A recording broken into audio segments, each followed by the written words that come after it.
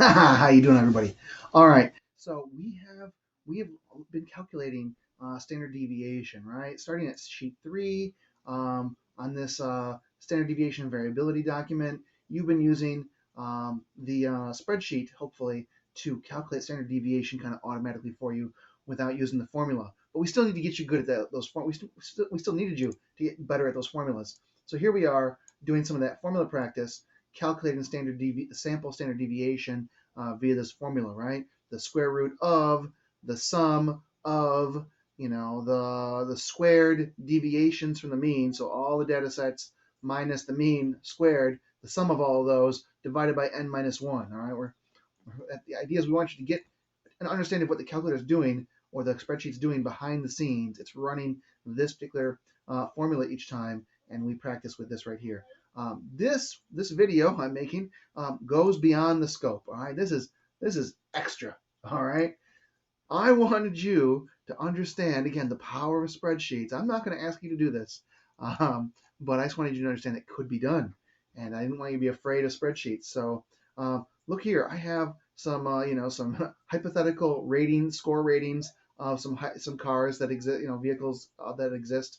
All right, and so like let's say like Car and Driver rated them a certain number. All right, so we're going to create a really cool graph that kind of shows us the bell curve or the normal distribution of what we have here.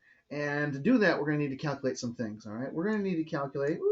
Let me just make that a little bit. There we go. We're going to need to calculate a sequence for each one of these scores, a distribution for each one of those scores. And in order to do that, we're going to need to know the average, the standard deviation, and the low and the high of all this. And here's how spreadsheets can make this work for us. All right, so you already know how to find the mean. You already know how to find the average, right? Equals average. You have this skill already. You've been practicing that, right? Average. I want to take the average of clicking on this, holding the shift key to that. All right, I'm pressing enter. Boom. There's the average of all those numbers. And by now you already know standard deviation. That's pretty easy too. Equal sign. All right, standard deviation. I'm going to actually, for this one, I'm going to do a special kind.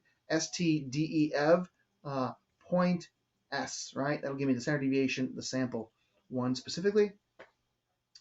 STDEV point S, and now I have to select my data. All right, clicking here, holding on the shift key, boom, pressing enter. There's my standard deviation, 7.19. So my mean is 775 is my mean of all this data. That's the middle.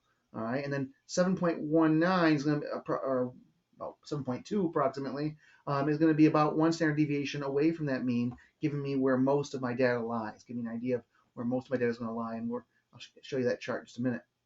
All right, then we're going to need to calculate a low. And this will give us a low end or a limit to this whole thing here. So we don't have to get into the math of this, but the low is going to be equal to the average. It's going to be equal to the average minus three standard deviations, right? Minus 3 standard deviations, so 3 times the standard deviation, right? 3 times standard deviation. Don't freak out if this is free. Don't freak out. You're not going to be expected to do this right now. This is some of the more advanced stuff. That's some of the advanced stuff. Trying to give you a little extra here. All right, what is my high? My high, I want my high to be 3 standard deviations higher than my mean. So I need to make this cell equal to the average plus 3 standard deviations. So it's going to be 3 times the standard deviation. All right, there's my high. Okay, so I got my average. I got my standard deviation. I got my low. I got my high. I'm getting ready here. And again, advanced stuff about to happen. Advanced stuff. All right. Don't worry. You don't have to memorize this at all.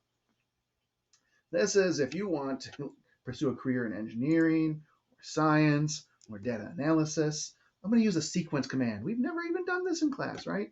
I'm going to use a sequence command. It's going to give me a numerical sequence going by ones, which will help plot out my graph. That's all. That's all what this is doing. So don't worry about it.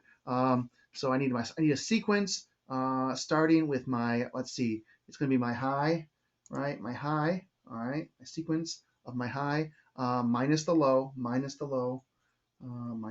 There we go. And I'm going to do comma 1, which tells it, comma 1, which tells it to go by ones. And I want the limit of this thing to be the low, to be the I want it to start the sequence at the low end of things. Okay, so boom, boom. Look at all that. It generated me all these numbers, starting from 53, going to the high of 95. Right. All right. So 53 and to 95. Okay, so now I want to do a distribution. All right, this is going to be the sequence here. I think is going to be my x-axis. All right, so distribution, I'll need to play around with this too. So I'm going to use an array formula. Don't worry about it. It's just we'll call it spreadsheet magic for now. This is just in case you want to see something cool. I don't know. Maybe in your mind this isn't that cool. To me, this is nifty. All right. So let's see. I want to do norm dot dist, right? It'll give me a normal distribution function.